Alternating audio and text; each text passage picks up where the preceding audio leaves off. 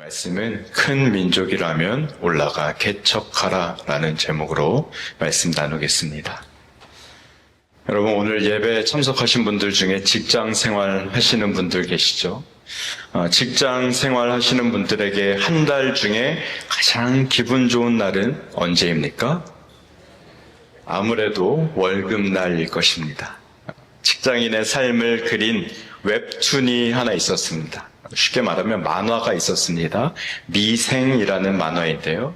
드라마에도 있었던 이 미생에 이런 대사가 등장합니다. 직장인이 봉급과 때에 걸맞은 승진 아니면 무엇으로 보상받겠나. 직장인에게 월급은 한 달 동안 수고한 것에 대한 보상이라는 것이죠. 그런데 만약 한 달 동안 열심히 일을 했는데 수고한 만큼의 삭스를 받지 못한다면 어떻겠습니까? 아주 억울하고 분하고 화가 날 것입니다.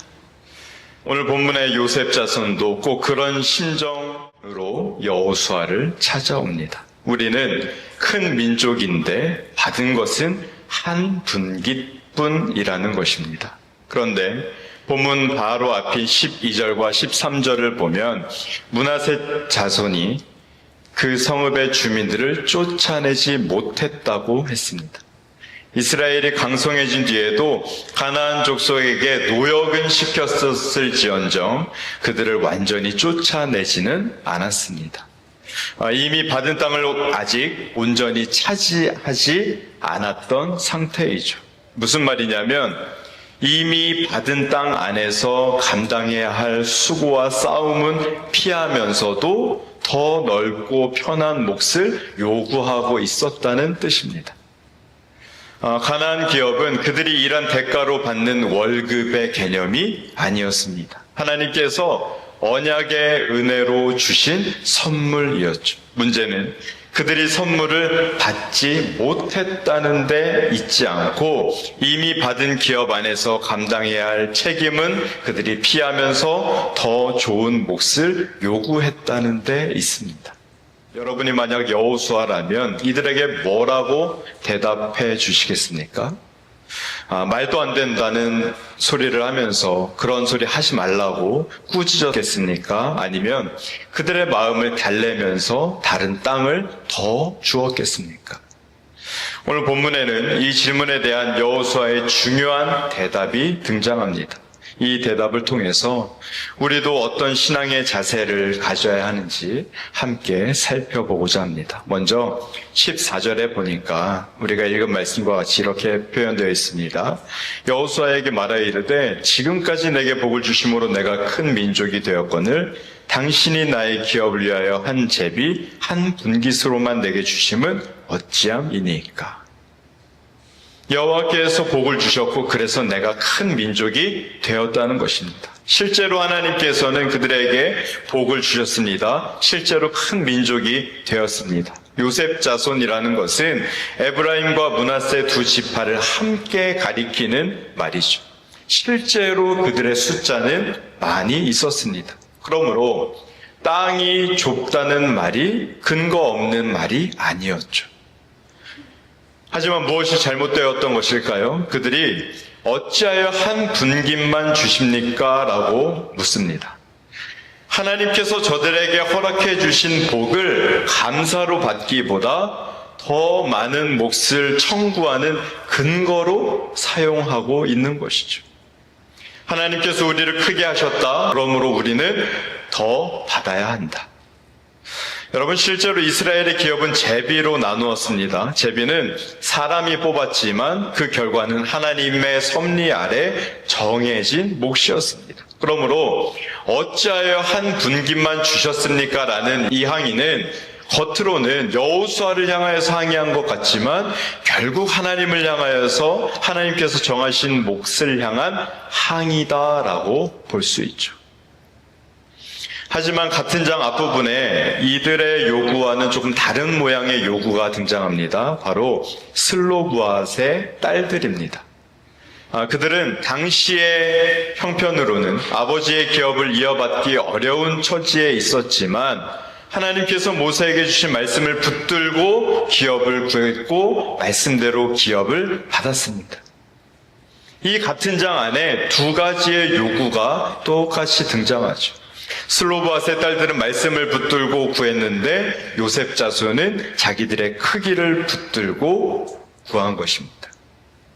무엇을 구한 것 자체가 죄라고 말하는 것이 아니라 무엇을 근거로 구했는가가 중요한 것이죠. 앞에서 므낫세의 기업이 여러 가문에게 구체적으로 배분되었다는 사실을 알 수 있는데, 그러므로 요셉 자손의 말을 아무것도 받지 못한 사람의 호소라고 볼 수는 없는 것이죠. 그들에게는 이미 하나님께서 주신 기업이 있었습니다. 문제는 그 기업 안에서 개척하고 쫓아내야 할 책임을 감당하지 않으려 한 그 자체에 있었습니다. 우리 주님께서 말씀하신 비유에도 이와 비슷한 사람들이 등장하는데요. 마태복음 20장에 포도원 품꾼의 비유입니다. 그들은 한 데나리온을 받기로 약속하고 포도원에 들어갔습니다. 하루가 끝난 뒤 약속한 그대로 한 데나리온을 받았습니다. 하지만 성경은 그들의 마음을 이렇게 기록합니다. 더 받을 줄 알았더니. 받은 것이 약속보다 모자랐던 것이 아니라 그들의 마음이 이미 더 받는 쪽으로 기울어져 있다라는 것을 말씀한 것이죠. 오늘 본문의 요셉 자손도 마찬가지입니다. 하나님께서 주신 기업이 없던 것이 아니고 전혀 그런 모습이 아님에도 받은 땅은 아직 온전히 취하지 않았으면서 그들이 바라는 기대는 더 컸던 것입니다. 이것을 한마디로 표현하자면 하나님의 은혜를 권리로 바꾼 자의 모습인 것이죠.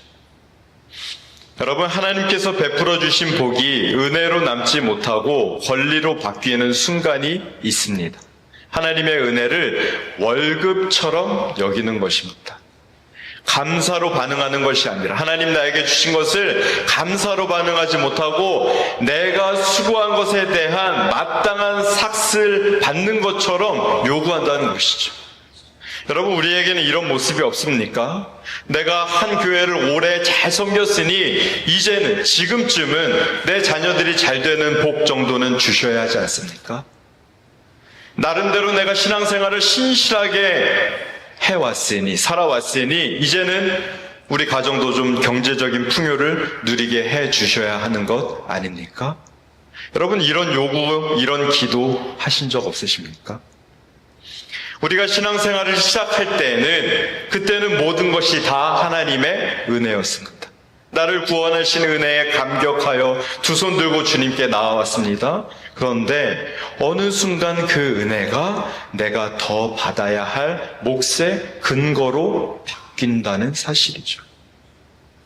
내가 주님의 복을 받아 누리며 살고 있는데 그 복마저 하나님께 무엇인가를 더 요구할 수 있는 조건이 되어버리는 것입니다. 더 무서운 것은 이런 마음이 기도의 언어를 입고 우리의 입술에서 표현된다는 것입니다. 요셉 자손도 하나님의 복을 말하면서 더 많은 것을 요구했습니다. 여러분, 우리의 기도를 가만히 들여다 보시기 바랍니다. 감사합니다 라고 시작한 기도가 어느 순간, 어느 지점부터 하나님을 향한 청구, 요구로 바뀌어 있지는 않은지 살펴봐야 합니다. 감사라는 것은 인사말이 되고 기도의 본론은 하나님을 향한 요구로 되어 있지는 않은지 살펴봐야 하는 것이죠. 요셉 자손의 말이 꼭 그런 모양이었습니다. 여호와께서 복을 주셨습니다라는 말은 앞에 붙는 인사말이 되고 그들의 본론은 어찌하여 한 분깃분입니까? 였습니다. 처음에는 주셔서 감사했던 것이 시간이 지나면서 당연해집니다. 당연해진 것은 곧 어떻게 느껴지냐면 부족하게 보이고 느껴지기 시작합니다. 하나님의 은혜, 하나님이 주신 그 은혜, 내가 받은 은혜가 변한 것이 아니라 그 은혜를 바라보는 우리의 눈이 변한 것이죠. 그러므로 하나님의 은혜를 말한다고 해서 그 말이 모두 올바른 믿음의 고백이다라고 말할 수는 없습니다. 중요한 것은 그 은혜를 지금 내가 어떻게 여기고 있는가입니다. 여전히 감사와 순종으로 받고 있는지, 아니면 더 많은 것을 요구할 권리로 바꾸고 있는지 돌아봐야 하는 것이죠. 이어서 15절을 보면 이렇게 말씀합니다. 여호수아가 그들에게 이르되 내가 큰 민족이 되므로 에브라임 산지가 내게 너무 좁을진데 브리스 족속과 르바임 족속의 땅 삼림에 올라가서 스스로 개척하라 하니라. 요셉 자손의 요청이 있었는데 여호수아의 대답이 무엇이냐면 그들의 말을 직접적으로 거절하지는 않습니다. 내가 큰 민족이라고 했느냐? 맞다. 너희는 큰 민족이다. 그러니 뭐라고요? 올라가 개척하라. 여호수아는 그들이 큰 민족이라는 사실에 동의했습니다. 하지만 요셉 자손이 원하던 것과는 전혀 다른 방향으로 대답합니다. 요셉 자손에게 큰 민족이라는 사실은 더 많은 것을 받아야 할 이유였지만 여호수아에게 큰 민족이라는 사실은 하나님께서 이미 주신 땅으로 너희들이 올라가 개척해야 할 이유였습니다. 똑같은 사실을 서로 다르게 해석한 것이죠. 요셉 자손이 말합니다. 하나님께서 우리를 크게 하셨으므로 더 좋은, 더 많은 몫을 주셔야 합니다. 여호수아는 이렇게 말합니다. 하나님께서 너희를 크게 하셨으므로 너희에게 주신 몫을 감당하라. 하나님께서 그들을 크게 하신 것은 가만히 앉아서 더 많은 것을 요구하라고 그렇게 주신 것이 아니었습니다.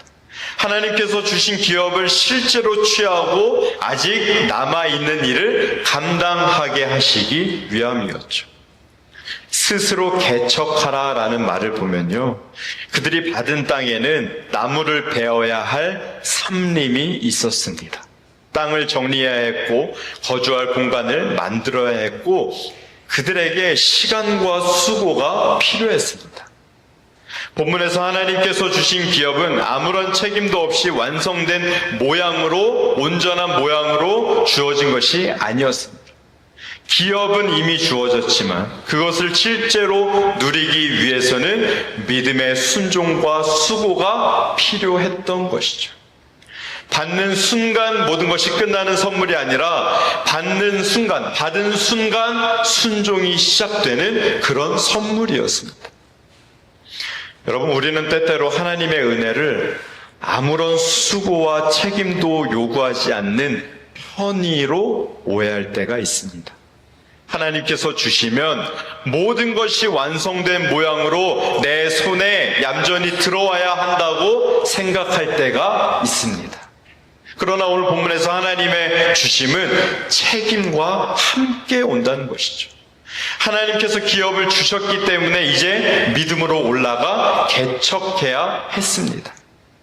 여러분, 하나님께 무엇인가를 구했는데 응답으로 명령이 돌아온 적이 혹시 있으십니까?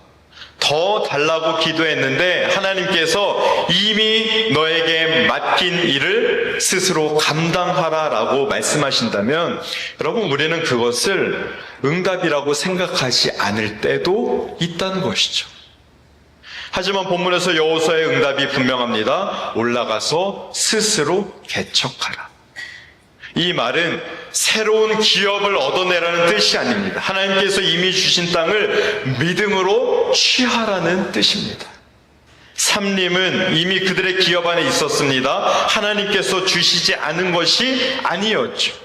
그들이 주신 땅을 온전히 사용하지 않은 것이었습니다. 저와 여러분은 어떻습니까? 하나님께서 응답하지 않으신다고 느낄 때 혹 그 응답이 이미 명령으로 내 삶에 들어와 있진 않은지 살펴봐야 합니다. 여러분, 믿음이라는 것은 우리의 말에만 머물 수가 없습니다.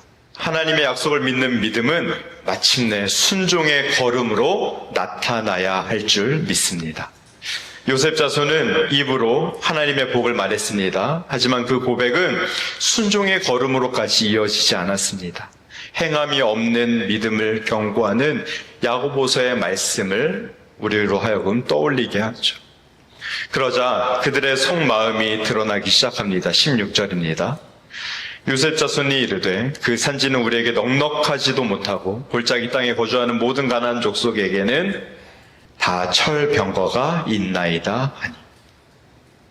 산지는 우리에게 넉넉하지 않고 골짜기에는 철병거가 있다는 것입니다. 사실 이때 철병거는 실제로 존재했습니다. 실제로 있었습니다. 골짜기에 거주하는 가나안 족속도 실제로 강한 힘을 가지고 있었습니다. 여호수아 역시 그 사실을 부정하지는 않았습니다. 18절에서 가나안 족속이 비록 철병거를 가졌고 강할지라도 라는 표현을 쓴다는 것이 여호수아도 이 사실을 알고 있었다는 것이죠.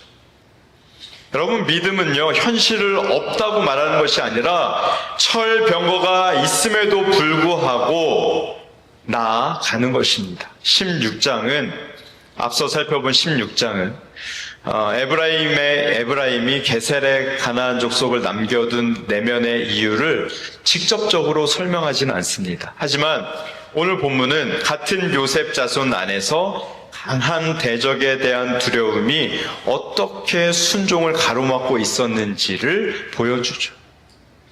16장에서 타협으로 드러났던 그 불신앙이 오늘 본문에서는 두려움과 변명의 말로 나타난 것입니다. 삼림은 개간하기 힘들고 골짜기의 가나안 족속은 강합니다. 산으로 올라가기도 싫고 골짜기로 내려가 싸우기도 두려운 것이죠. 결국 문제는 철병거가 있느냐 없느냐의 문제가 아니라 철병거가 있는 현실 앞에서도 하나님의 약속을 믿고 붙드느냐의 문제인 것이죠. 하나님의 약속을 믿지 못하면 눈앞의 현실은 곧 순종하지 않을 이유가 됩니다. 겉으로는 신중한 판단처럼 보일 수 있습니다. 하지만 그 마음을 들여다보면 하나님의 약속보다 철병거가 훨씬 크게 보이고 있는 것입니다. 여러분, 이것이 불신앙입니다.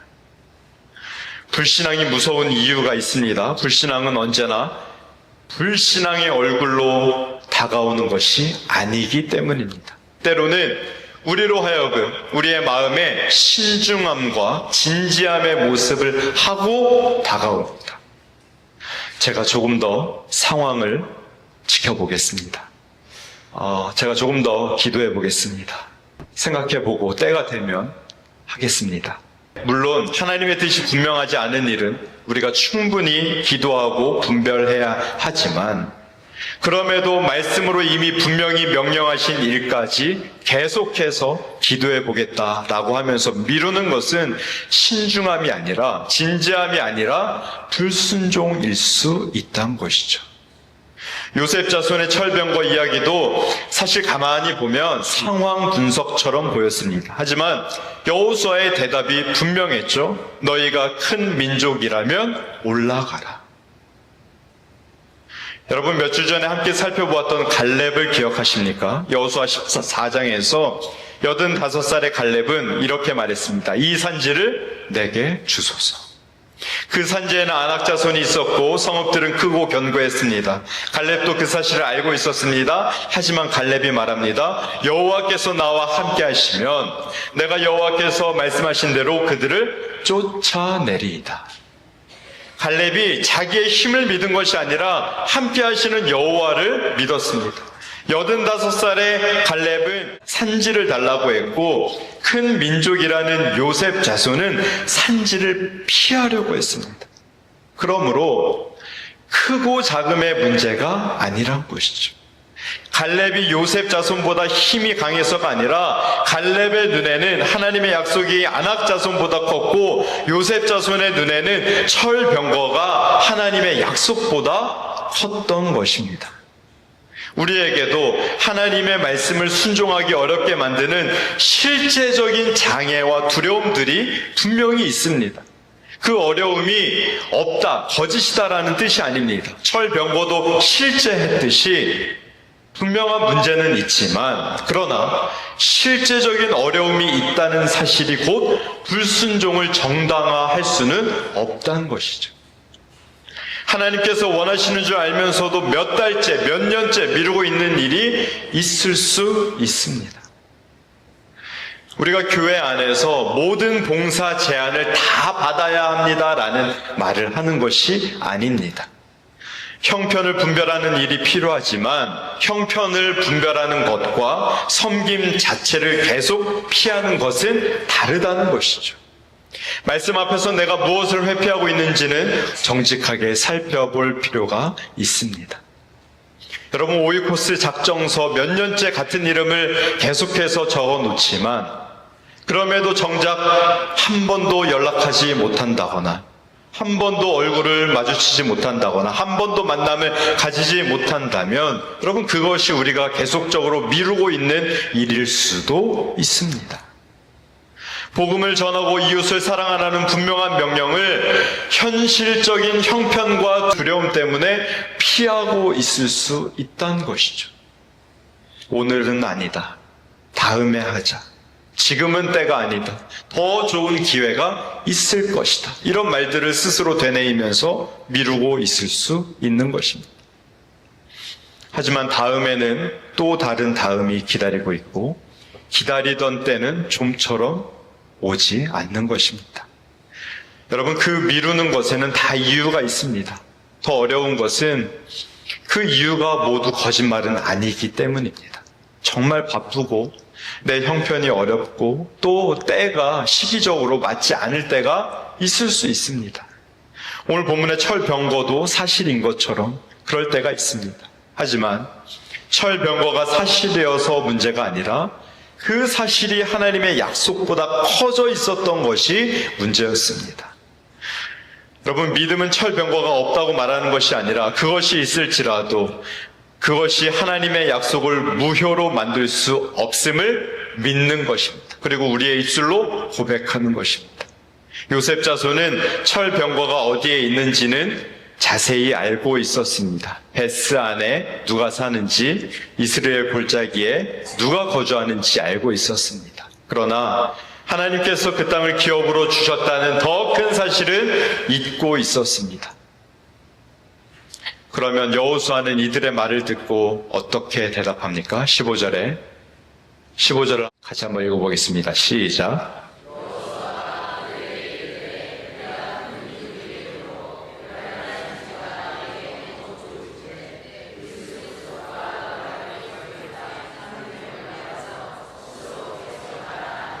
아멘. 이 15절에 보니까 앞에서는 이렇게 말합니다. 내가 큰 민족이 되므로. 이것은 네 말대로 네가 큰 민족이라면 이라는 뜻으로 들을 수 있습니다. 그들의 주장을 그대로 되받아 말한 것입니다. 그런데 17절에서는 더 이상 조건으로 말하지 않고 이렇게 말합니다. 너는 큰 민족이요 큰 권능이 있은즉 한 분깃만 가질 것이 아니라. 너는 큰 민족이다. 내게는 큰 힘이 있다라고 말합니다. 여호수아는 그들의 변명을 그대로 인정하지 않고 그러나 책망하는 데서 멈추지 않고 그들의 잘못된 생각을 바로잡으면서 하나님께서 저들에게 주신 복과 약속을 다시 한번 확인시켜 주었습니다. 그들이 잘했기 때문에 큰 민족이라고 인정한 것이 아니라 여호와께서 복을 주셔서 큰 민족이다라는 것을 다시 한번 깨닫게 한 것이죠. 그들의 믿음이 약해져 있었지만 하나님께서 행하신 일까지 사라진 것이 아니었습니다. 그들이 그 철병거 앞에서 물러서고 있었지만 하나님께서 주신 기업의 약속은 변함이 없었던 것이죠. 18절입니다. 그 산지도 내 것이 되리니 비록 삼림이라도 내가 개척하라. 그 끝까지 내 것이 되리라. 가나안 족속이 비록 철병거를 가지고 강할지라도 내가 능히 그를 쫓아내리라 하였더라. 18절에 보니까 그 산지도 내 것이 되리니 내가 개척하라. 그 끝까지 내 것이 되리라. 18절을 잠깐 한번 보여주실까요? 이 18절을 가만히 보면요, 개척하라는 이 명령의 앞뒤를 하나님의 약속이 붙들고 있습니다. 하나님의 명령을 하나님의 변치 않는 약속이 감싸고 있던 것이죠. 그 산지도 내 것이 되리니. 그리고 내가 개척하라 뒤에 뭐라고 말합니까? 그 끝까지 내 것이 되리라. 오늘 본문에서 개척하라는 명령은 그냥 이 명령 자체로만 주어진 것이 아니라 하나님께서 이미 그 땅을 기업으로 주셨다는 분명한 약속 안에서 주어진 명령이었습니다. 그러므로 요셉 자손은 자신들의 크기와 힘만을 믿고 올라가는 것이 아니라 그 땅을 주신 하나님의 약속을 믿으면서 하나님께서 주신 힘으로 올라가면 되는 것이었습니다. 하나님께서는 개척하라는 명령만 주신 것이 아니라 먼저 그 산지도 내 것이 되리니 라고 말씀하시고 네가 개척하라 라고 명령하신 뒤에 그 끝까지 내 것이 되리라 라고 다시 한번 약속을 주신 것이죠. 그러므로 개척하라는 말씀을 부담으로만 듣는다면 그것은 하나님의 말씀을, 음성을 절반만 들은 것입니다. 어디까지 듣고 받아야 합니까? 내 것이 되리라까지 들어야 하는 것이죠. 하지만 약속을 듣고 명령을 외면해서도 안 됩니다. 하나님께서는 이미 주셨으니 가만히 있어도 괜찮다라고 말씀하지 않으시고 이미 주셨으니 믿음으로 올라가 개척하라라고 말씀하셨습니다. 하나님의 약속은 순종을 불필요하게 만드는 말씀이 아니라 순종할 수 있는 근거가 된다는 사실입니다.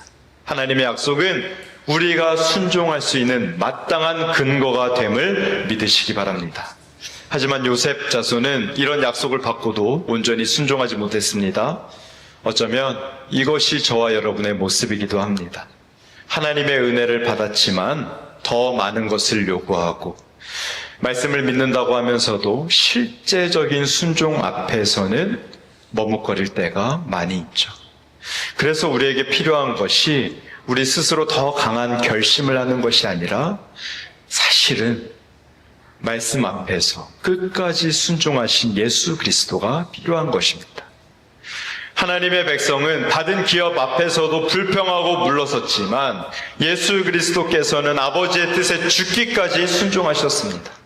우리의 불순종을 십자가에서 담당하시고 부활하심으로 자기 백성에게 썩지 않고 더럽지 않고 쇠하지 않는 영원한 유업을 주셨습니다.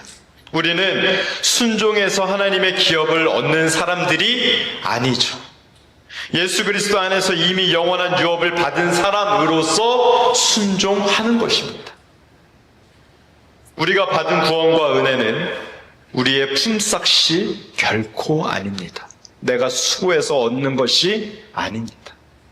예수 그리스도께서 자기 피로 우리를 사시고 거저 주신 은혜입니다. 그리고 성령께서 거저 받은 사람을 받은 은혜에 합당하게 살아갈 수 있도록 붙들어 주심을 믿으시기 바랍니다. 말씀을 맺습니다.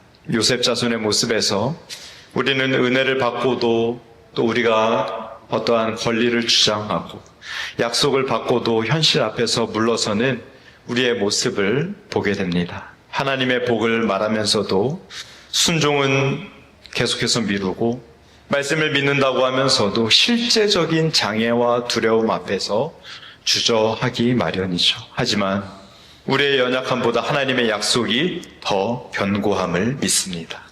요셉 자손의 변명을 들으시고도 하나님은 그들에게 주신 기업의 약속을 거두지 않으셨습니다. 우리의 연약함과 물러섬을 아시는 주님께서도 그리스도 안에서 주신 구원의 약속을 거두지 않으십니다. 그러므로 내가 가진 가능성을 믿고 나아가는 것이 아닙니다. 눈앞에 어려움이 작다고 생각하며 나아가는 것도 아니고 무엇으로 나아가는가? 약속하신 하나님이 신실하기 때문에 그것을 믿으며 믿음으로 나아가는 것입니다. 하나님께서 이미 말씀으로 맡기신 자리에서 아직까지 미루고 있는 순종이 있다면 눈앞의 어려움보다 하나님의 약속을 더 크게 바라보시기를 바랍니다. 그 약속을 굳게 믿고 성령을 의지하여 순종의 자리로 나아가는 저와 여러분 되시기를 주님의 이름으로 축원드립니다. 기도하십니다.